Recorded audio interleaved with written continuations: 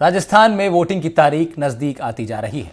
कांग्रेस राज्य में रिवाज बदलकर दोबारा सत्ता में आना चाहती है, तो वहीं बीजेपी राज बदलकर प्रदेश में सरकार बनाना चाहती है। इन सबके बीच राजधानी जयपुर से 500-600 किलोमीटर दूर दक्षिणी राजस्थान के आदिवासी इलाके में दो पार्टियों ने इन दलों की मुश्किलें बढ़ा दी हैं। आदिवासी इलाके में क्या है सियासी समीकरण और यहाँ की जनता क्या सोचती है, इस पूरे मुद्दे पर आदिवासी इलाके की पार्टियां बीजेपी और कांग्रेस के लिए कैसे मुश्किलें बढ़ा सकती हैं, यही जानने के लिए एनडीटीवी राजस्थान के संवाददाता सोमू आनंद ने आदिवासी क्षेत्र के नेताओं और जनता से बात की है। क्या कुछ कहा है जनता ने, देखिए हमारी ये खास रिपोर्ट। आदिवासी का नाम इसलिए ऊंचा रहता है क्योंकि हम बदला लेने का नहीं, बदलाव लाने का सोचते हैं।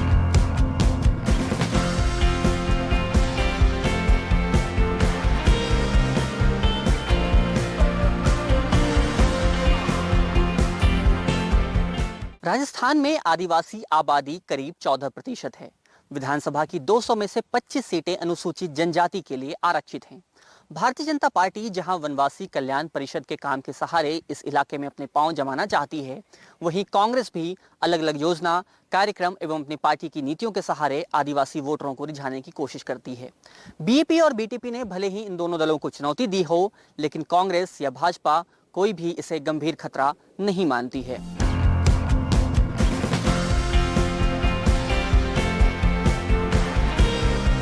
आज ही है सब काम आवे अपने राष्ट्रीय खेल है राष्ट्रीय खेल।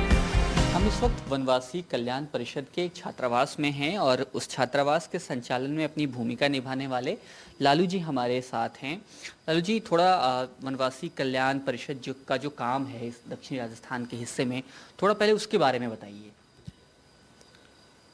राजस्थान वनवासी कल्याण परिषद पूरे राजस्थान के जनजातीय क्षेत्र में काम करता है।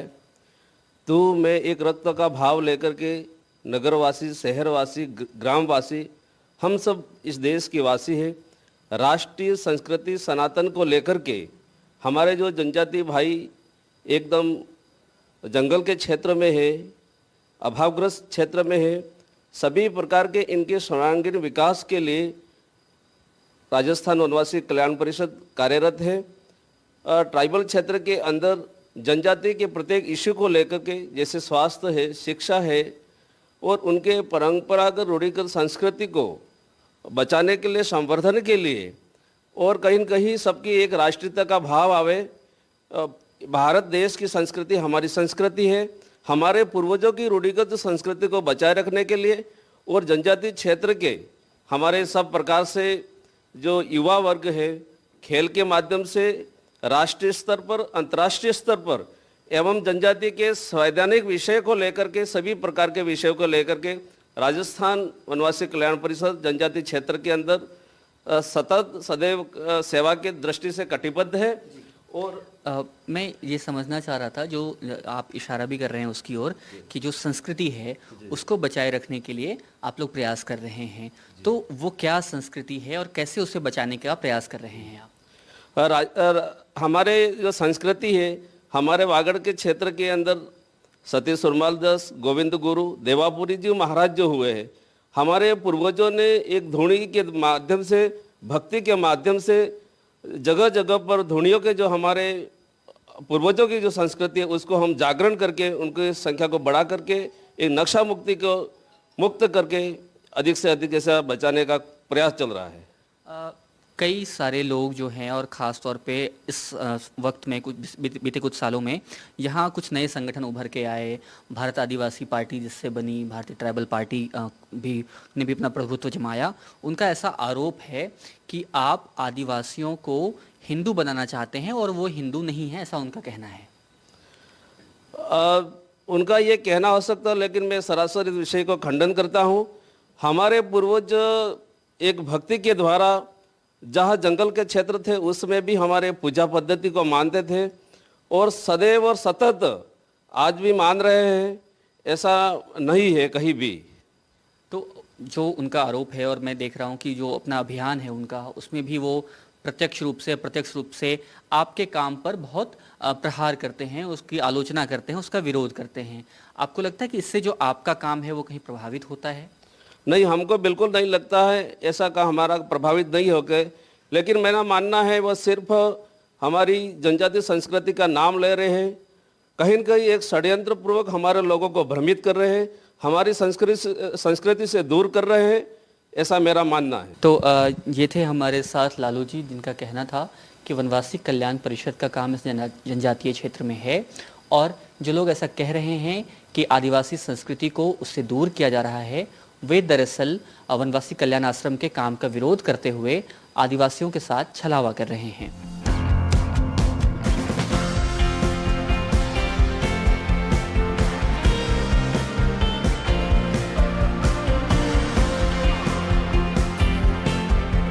भारत आदिवासी पार्टी और बीटीपी ने इस पूरे इलाके में अपनी मजबूत उपस्थिति दर्ज कराई है। जल जंगल जमीन बचाने के साथ साथ आदिवासी अस्मिता और पहचान की लड़ाई में लोगों का भी उस पार्टी को समर्थन मिल रहा है। जाहिर है इन दो नए दलों ने भाजपा और कांग्रेस की मुश्किलें बढ़ा दी हैं। पिछली बार भी जब चुनाव हुए थे तो बीटीपी ने 2 सीटें जीतकर सबको चौंका दिया था।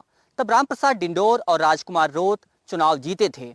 राजकुमार रोत इस बार भी चुनावी मैदान में हैं। वे भारत आदिवासी पार्टी का प्रमुख चेहरा हैं।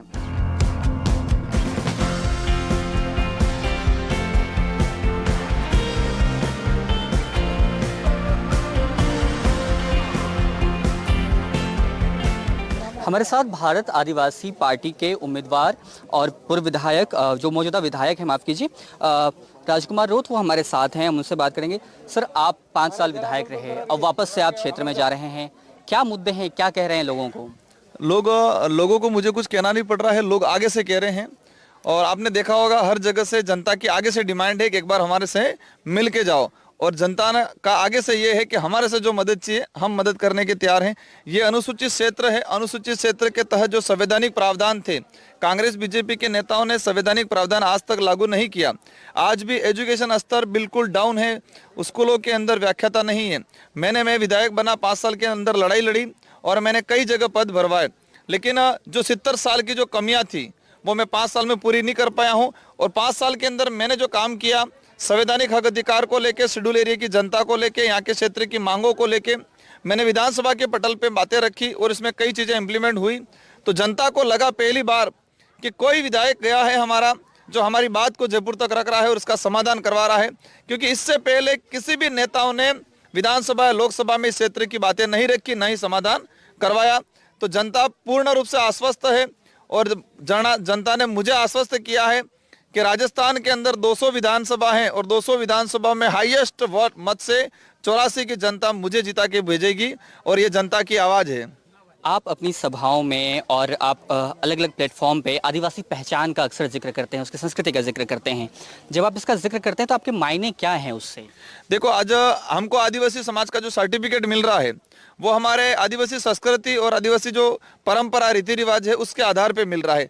लेकिन कमल कांग्रेस के नेताओं ने, क्योंकि मैं कमल कांग्रेस बोल रहा हूँ क्योंकि हमारे यहाँ कांग्रेस बीजेपी अलग अलग नहीं है, कांग्रेस और बीजेपी ने दोनों ने मिलकर डूंगरपुर में काम कर रही है और दोनों ने मिलकर जिला प्रमुख बनाया है। वर्तमान में जो जिला प्रमुख है वो कांग्रेस और बीजेपी दोनों का है। तो संस्कृति की जो बात थी, हमारा कल्चर बचाए रखना जरूरी है, क्योंकि कल्चर के तहत ही हमारे अधिकार निहित हैं और उनको लेके हमारी विचारधारा के तहत हम काम कर रहे हैं। पिछली बार आप बीटीपी से उम्मीदवार थे, अब आपने एक नई पार्टी बनाई आप सबने मिल करके, तो इस जो कन्फ्लिक्ट हुआ इसका कितना बुरा प्रभाव आपके पूरे कैंपेन पे पड़ेगा? आज हमारी विचारधारा थी, उस दौरान हमारे खुद की पार्टी बनाने में थोड़ा इशू बना था, रजिस्ट्रेशन हो नहीं पाया था, इसलिए हम एक चुनाव लड़ने के लिए उनको लाए थे। और हमारी विचारधारा, हमारे सारे के सारे लोग हमारी खुद की पार्टी बना ली है और उस खुद की पार्टी के साथ हैं। इसका 0% इफेक्ट पड़ेगा, जो नोटा में नहीं मिलेगा, जो नोटा में भी नोटा का भी ज़्यादा जाएगा, उससे कम अगर वो कांग्रेस बीजेपी के कुछ लोगों ने उनको मिलके खड़ा करवा दिया है यहाँ, लेकिन नोटा से भी कम उनको वोट मिलने वाला है। मैं आपका घोषणा पत्र देख रहा था, उसमें आप ये जिक्र कर रहे हैं कि जो धार्मिक आयोजन है उस पर प्रतिबंध लगाएंगे, साथ ही अपने वेद विद्यापीठ की जो पढ़ाई है उसको लेकर के भी कहा है कि वो भी हम बंद करवाएंगे। यहाँ पर जो कल्चर है और यहाँ पर ऐसी धार्मिक गतिविधियाँ स्टार्ट हो गई है जो छोटी छोटी बच्चियाँ व्रत करती है।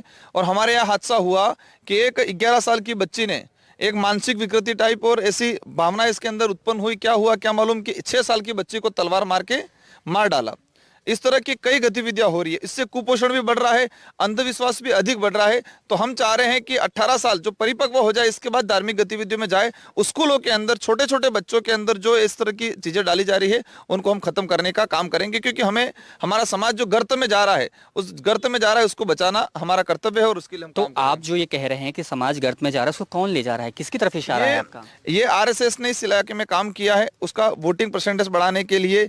इसी तरह ईसाई मिशनरियों ने भी काम किया है। दोनों संगठनों ने, आरएसएस और ईसाई मिशनरी दोनों ने इस क्षेत्र के अंदर ये गतिविधियां फैलाई और हम इसको रोकेंगे और रोकने में सफल हो रहे हैं। एक और सवाल है कि आपके घोषणा पत्र में आपने जिक्र किया है कि जो युवा हैं जो बाइकिंग करते हैं, बर्थडे पार्टी मनाते हैं, अगर वो ऐसा नहीं करते हैं तो उन्हें आप प्रोत्साहन राशि देंगे। तो आपको क्या परेशानी है? कोई अगर बर्थडे मनाना चाहता है, इसका निजी मामला, इस पर आपको क्या परेशानी आज हमारा भाई है, उसके घर में 2 टाइम खाने की व्यवस्था नहीं है, लेकिन उसके पास राइडिंग कर रहा है। तो हम इन बच्चों को सही रास्ते पे लाना चाह रहे हैं। और जैसे कि आज मैंने अभी फुटबॉल दिया है और मैंने मेरे कार्यकाल के अंदर में बच्चों को हवाई जहाज से दिल्ली लेके गया, बच्चों को हवाई जहाज से दिल्ली लेके गया। कई बच्चे खेल की सामग्री मांगते हैं, हम खेल की सामग्री उपलब्ध कराएंगे, क्योंकि हम नहीं चाहते कि हमारा बच्चा सड़कों पर जाए और एक्सीडेंट हो और उसकी डेथ हो, ये हम नहीं चाहते। हम शिक्षा की ओर ले जाना चाह रहे हैं, शारीरिक रूप से मजबूत बने इसकी ओर लेकर चाह रहे हैं, खेल की ओर ले जाना चाह रहे हैं। इसलिए हमारे युवा जो इधर उधर कहीं अगर भटक रहा है तो उसको हम सही रास्ता ले जाने का काम कर रहे हैं। आप दिल्ली लेकर के गए, आपने अपने घोषणा पत्र में जिक्र किया है कि बच्चों को आप केरल लेकर के जाएंगे। केरल ही क्यों चुना आपने? पूरे देश के अंदर एजुकेशन की बात करें तो केरल एक सर्वश्रेष्ठ राज्य माना जा रहा है, एजुकेशन बेहतर व्यवस्था है। और हम चाह रहे हैं कि हमारा समाज का भला शिक्षा से ही हो सकता है, और शिक्षा के क्षेत्र में हम एक क्रांति लाएंगे। जो पिछले 50 साल के अंदर हमको पछाड़ा गया है, उन 50 सालों की खानापूर्ति करेंगे और हम इस समाज को दिल्ली और जयपुर जैसे शहरों जैसे एजुकेशन लेवल उपलब्ध कराएंगे। राजकुमार जी, मैं एक बात और समझना चाहता हूं। आप इस पूरे पिछड़े इलाके में लोगों के हक हकूक की बात कर रहे हैं।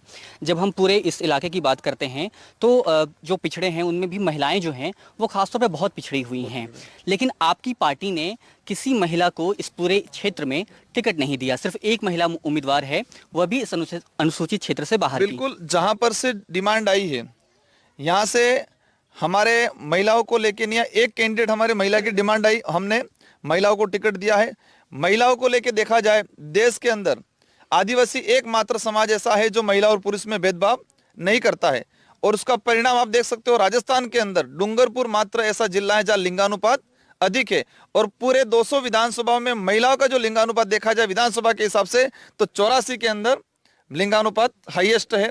और हमारी जो विचारधारा है, उस विचारधारा में महिलाओं को हम बराबरी का हक दे रहे हैं। महिलाओं की जब भी डिमांड आएगी, पंचायती राज में आएगी, जहां पर भी आएगी, हम अवश्य जरूर देंगे। एक आखिरी सवाल मेरा ये बताना चाहूंगा, महिलाओं को लेकर देश में जो चल रहा है, भाजपा की सरकार के द्वारा महिलाओं पे अत्याचार किया जा रहा है। मणिपुर के अंदर नीवस्त करके महिलाओं को घसीटा जा रहा है। हमारे उदयपुर में एक घटना हुई, एक महिलाओं को घसीट के मार दिया गया, लेकिन राजस्थान की सरकार, कांग्रेस और बीजेपी दोनों सरकारें महिलाओं के विरोध में हैं।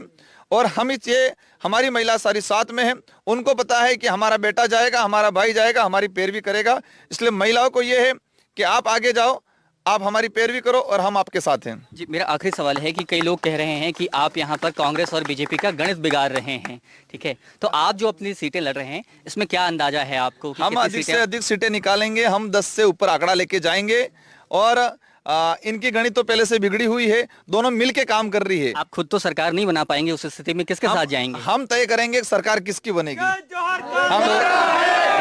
तो ये थे हमारे साथ राजकुमार रोज, जिनका साफ तौर पे कहना था कि हम ये तय करेंगे कि सरकार किसकी बनेगी।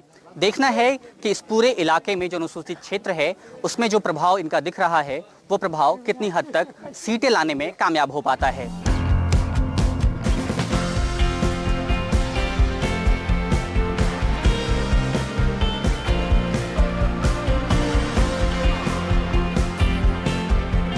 भारत आदिवासी पार्टी के प्रचार अभियान में बड़ी संख्या में इस इलाके में युवा जुड़े हुए हैं। हमारे साथ अमित खराड़ी हैं, जो कि भारतीय आदिवासी पार्टी के नेता भी हैं।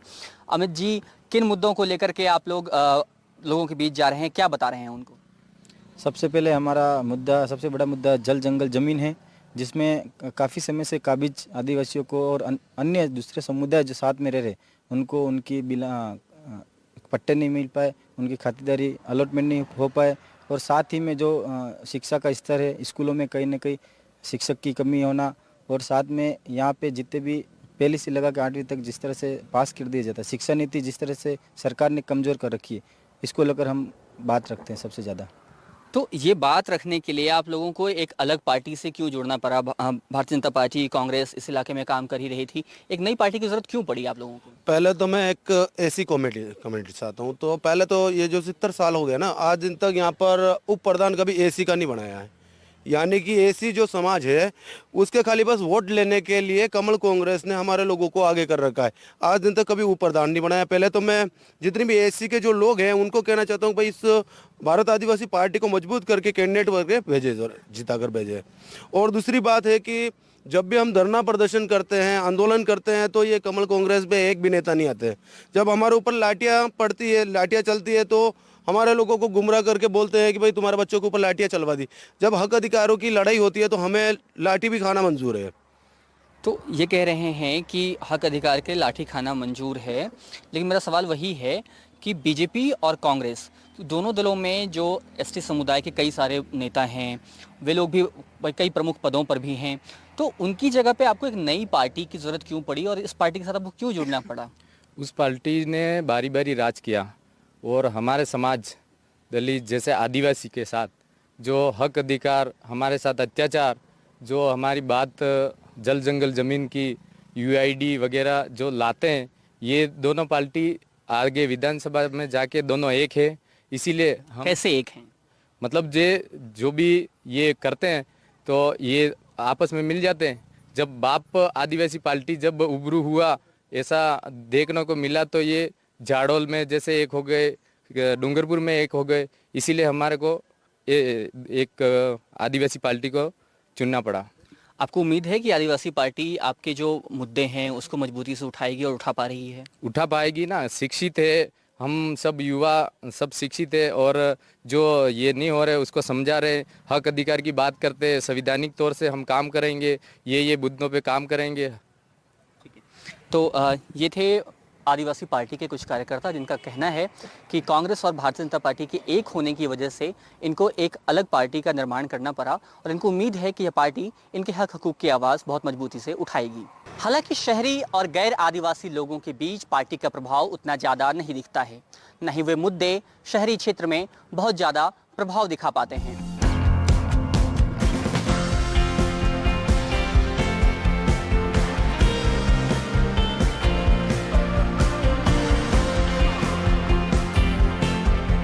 बीजेपी और कांग्रेस के बीच में एक पार्टी यहाँ पर काफी मजबूती से उभरी पिछली बार, बीजेपी, और जब अब वो बीजेपी भी है, बीजेपी भी है, उस पार्टी का कितना प्रभाव है इस इलाके में? नहीं सब यहाँ पे तो टक्कर तो कांग्रेस और बीजेपी की है डूंगरपुर विधानसभा में, बाकी दूसरी पार्टी का कोई दम लग नहीं रहा है यहाँ पे। और जिले में देखो सब क्या होता है, अभी आ जाएगा आपके सामने ही है। 3 से 4 सीटें बीजेपी जीत रही है यहाँ से। एक ना बहुत प्रमुख मांग होती है लगातार, जो यहाँ बीजेपी के नेता हैं और बीजेपी के नेता हैं, वो एक अलग भील प्रदेश की मांग करते हैं।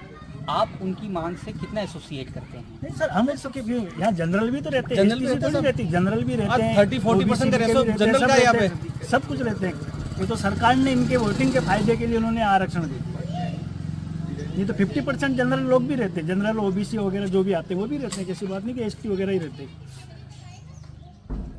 तो आपके हिसाब से इनको आरक्षण नहीं मिलना चाहिए? आरक्षण तो वो थे, हम कर रहे हैं मेहनत उनके लिए भी कर, सबके लिए कैंडिडेट तो वही खड़ा होना है। आज बंसीलाल जी क्या है, एसटी से आते मेहनत कर रहे हैं उनके लिए हम।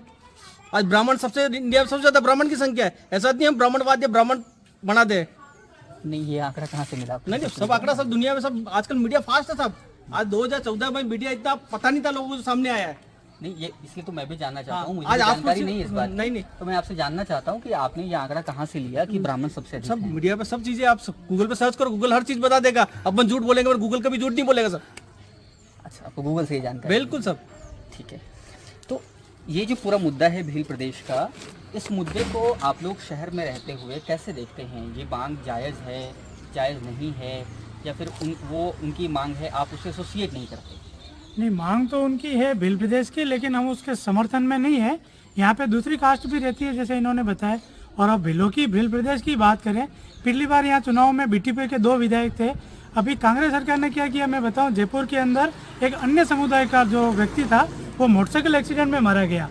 उसको गहलोत सरकार ने तुरंत प्रभाव से, नहीं मैं आपको बता रहा हूँ, उसका क्लियर कर रहा हूँ, गहलोत सरकार ने शाम को उसको 50 लाख रुपए दिए और सरकारी नौकरी दी।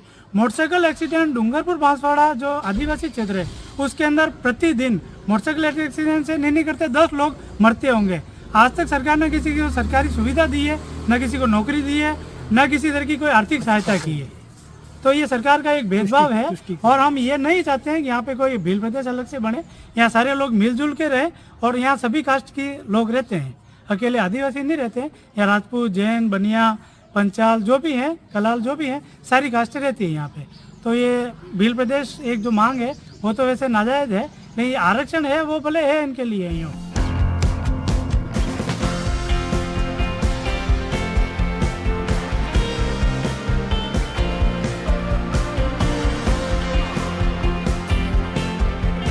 हमारे साथ कांग्रेस के राष्ट्रीय प्रवक्ता आलोक शर्मा जी हैं। आलोक जी, पिछले 2 चुनावों में मेवाड़ जो पूरा इलाका है इसमें कांग्रेस का प्रदर्शन भाजपा के मुकाबले बहुत अच्छा नहीं रहा था।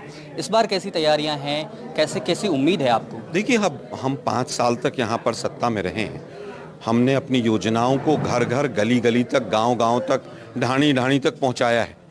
सबसे पहली तो सबसे बड़ी ताकत हमारी वही है कि हमने जो काम किए हैं उसके आधार पर हम मेवाड़ क्या पूरे राजस्थान में बहुत अच्छी वोटों के साथ तमाम हमारे कैंडिडेट जीत रहे हैं और 2/3 बहुमत के साथ दोबारा हम सरकार बना रहे हैं। जो आदिवासी अंचल है पूरा, उसमें भारतीय जनता पार्टी तो चुनौती थी ही, उसके साथ जो आदिवासी आइडेंटिटी के साथ जो पॉलिटिक्स करने वाली पार्टियां हैं उसने भी जाहिर तौर पे कांग्रेस को बहुत नुकसान पहुंचाया है। हमने पिछले उपचुनावों में देखा है।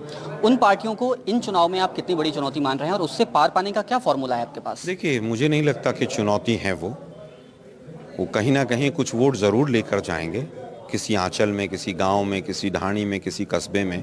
लेकिन कांग्रेस पार्टी के लिए जिस तरह से सभी लोगों ने और ख़ास तौर पर आदिवासी जो प्रांचल और आंचल हैं वहाँ पर एक तरफा कांग्रेस जीत की तरफ आगे बढ़ रही है और इसी बात को लेकर भाजपा पूरी तरह से घबराई हुई है। श्री, आपको ओवर कॉन्फिडेंस नहीं लग रहा? पिछला जो उपचुनाव भी हुआ उसमें भी हमने देखा और 84 में जो पिछली बार चुनाव हुए थे जहां से बीटीपी जीत कर आई थी उस पर कांग्रेस तीसरे नंबर पर चली गई थी। तो आप नहीं, ऐसा नहीं लग रहा कि आप ओवर कॉन्फिडेंट हैं इस मामले में? मुझे नहीं लगता।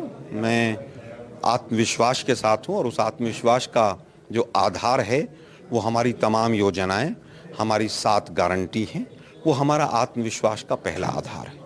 बहुत शुक्रिया सर।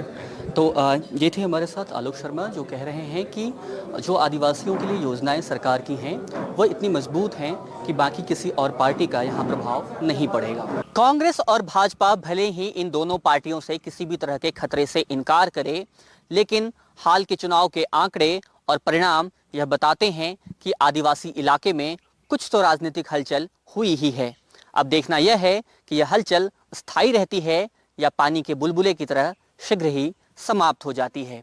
सहयोगी संजय के साथ डूंगरपुर बांसवाड़ा के इलाके से सोमू आनंद, एनडीटीवी।